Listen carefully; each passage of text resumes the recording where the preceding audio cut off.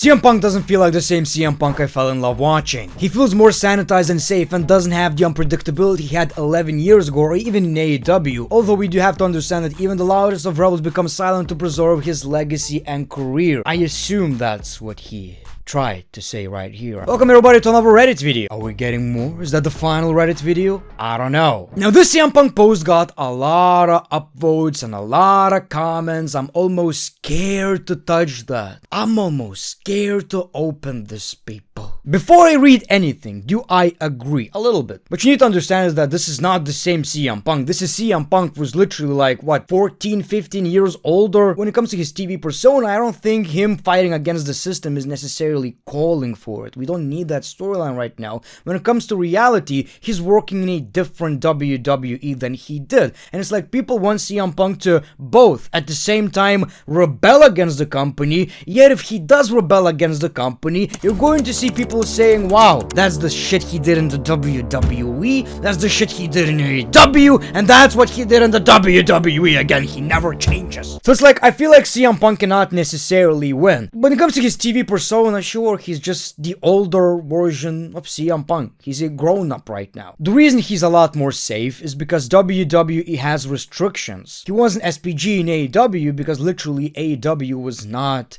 PG. They were more open to these, extreme spots, blood, wild promos, and in the WWE, you just gotta play with what you have. I think he's just at a stage where he knows if he wants to end his career on good terms, he kinda has to play ball at this point. Sure, but do we even actually want CM Punk to be a dick backstage? To rebel against the company? What's the point anymore? If he feels comfortable in the WWE, if he feels like the locker room has changed, which is something he talked about, what's the point? Just for the sake of popping us? Like, who gives a shit? It would be cool if he, talked shit about prices of TKO, just sell roasts. But even then, what's the point? What is the point anymore? His massive ego from 10 years ago has been kicked in the balls by WWE, UFC, and AEW. He understands it and is now a changed man. That is also a good way to look at it.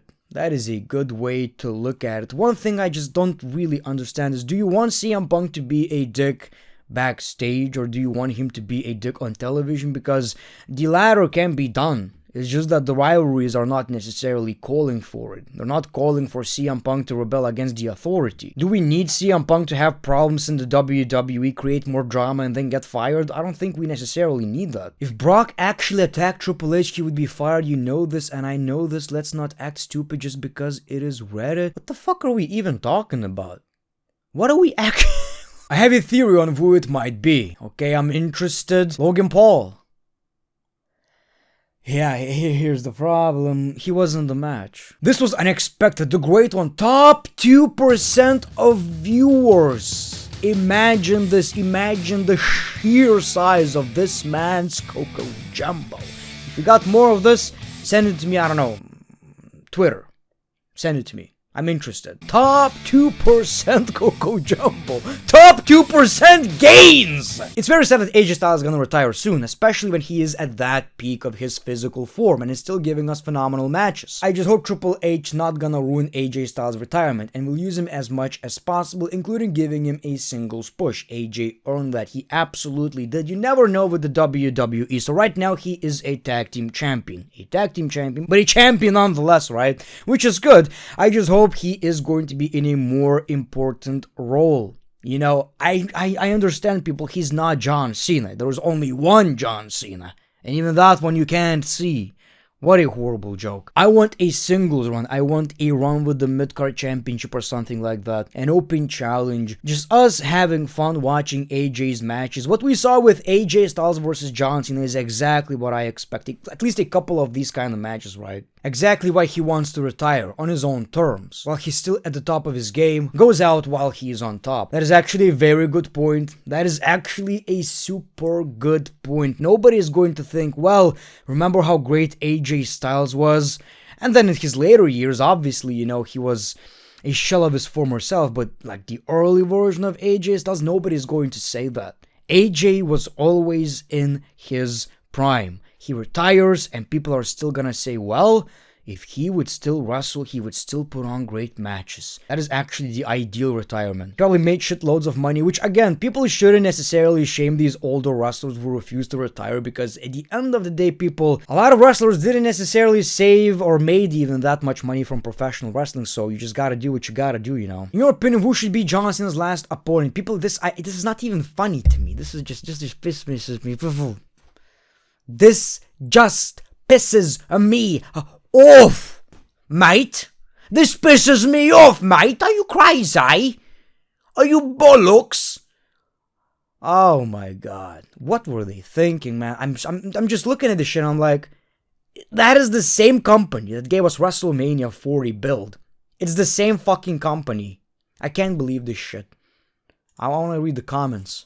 What are you saying? For some reason, it actually makes sense. No, it doesn't. Glad for you to be my #1 YouTuber brother. Now we have a man with the biggest Coco Jumbo, biggest schmeckle in the world. Oh my god. He puts it on like a snake. He has to carry his own Coco Jumbo. That's what you get when you're the biggest fan, supporter, simp of the Great One. R.I.P. Larry. Yes, I saw that. I shouldn't talk about this shit. I will.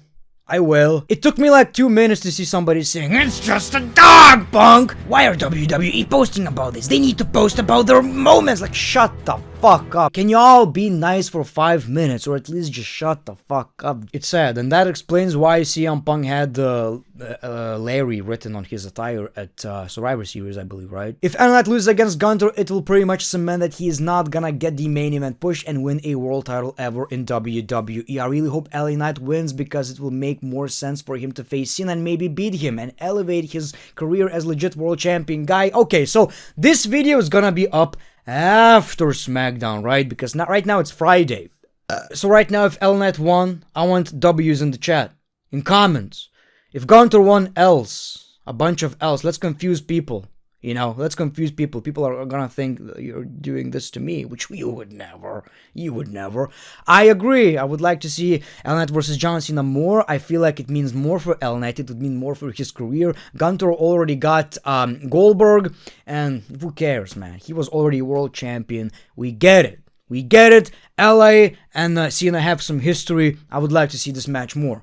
Probably not gonna happen. Why is no one talking about the obvious? It was Retribution who attacked CM Punk and made comeback at Survivor Series. That dude was either Mace, T-Bar, or Slapjack, baby. Imagine that. Imagine that. That would be absolutely crazy. Oh my god. T-Bar. Can't wait for... T-Bar! Today is the 30th anniversary of the Montreal Screwjob. Feel old yet? What I do feel is like the WWE are screwing us right now. Every single week with their booking. My anus is getting screwed every single week on Raw and SmackDown, twice a week. With us wide open. In all seriousness, I don't necessarily feel old yet, because I'm 26, so literally I wasn't even in a ball sack. I gave him my daughter. Oh my god. Who the fuck? Oh no. Oh no. Can I even put this in a video? I don't think I can. That's my humor, by the way. The absurdity, right? It's the idea, like what he's talking about, obviously not funny, it's abuse. I gave him my daughter. Like somebody said, yes, this is the thumbnail we are going to use. I gave him my daughter.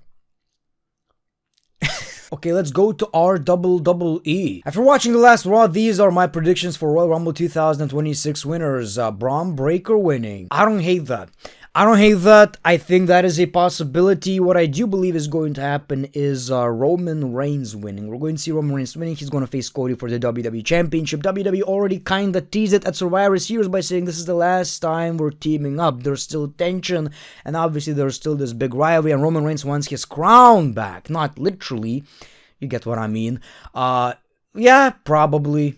That makes a whole lot of sense. Maybe that's why she's still a heel. WWE are going to drag it a little bit. Makes sense. Green shirt guy lore confirmed. But what's his deal? Is he how does he always have a front row seat? Give us the lore, dude. So one of the sister companies of WWE and UFC is On Location, which is VIP hospitality and entertainment. So he pays for his seats.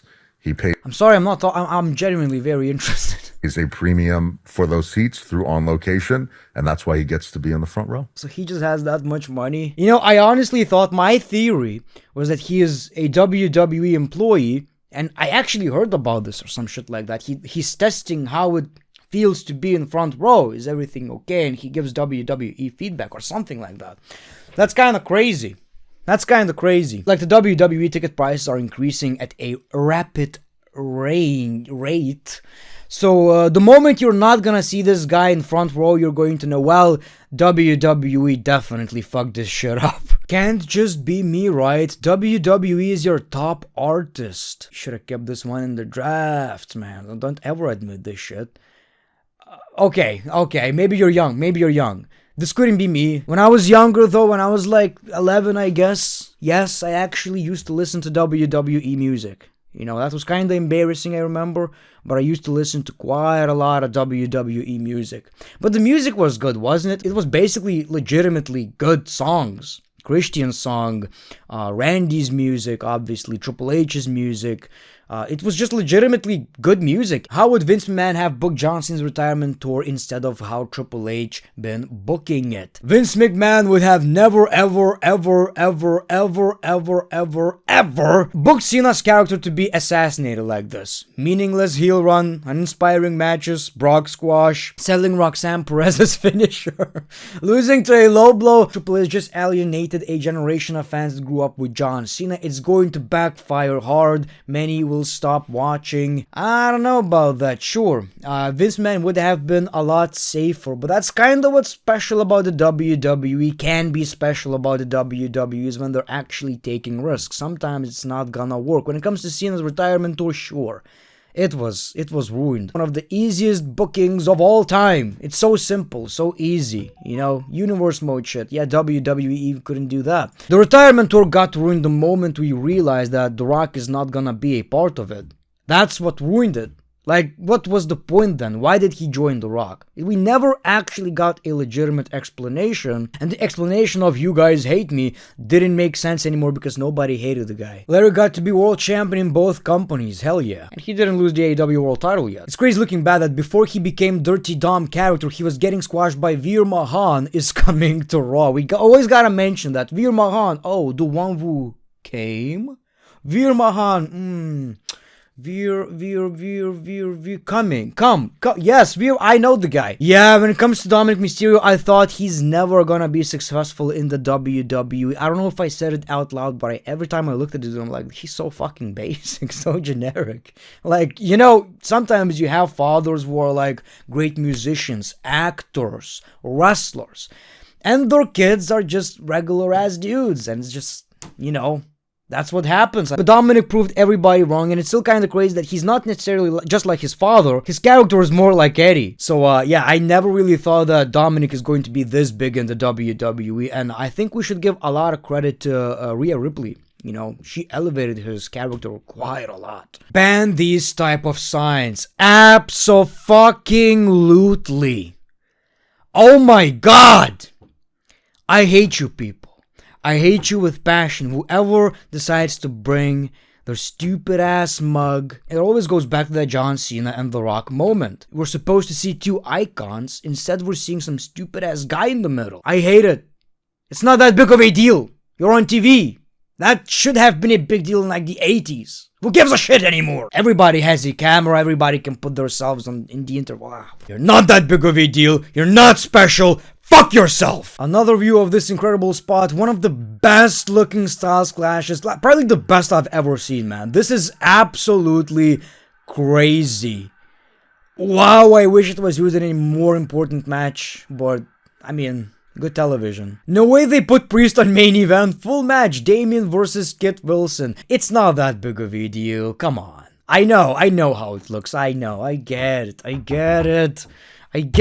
But look, we got Rusev too. It's not that big of a deal, come on. As long as they win their matches, I guess. Well, look at that. He won! Anyway, people, thank you so much for watching this video. This could be the final Reddit video. I don't know, I'll think about it. I will think about it. It's been a wild ride, people. I think I'm the first one who ever did it on WWE's side of YouTube, so, you know, We did it for a long ass time. Let me know in the comments below, would you like to see more or not? The Great One, peace, love, and hugs. It's been a pleasure.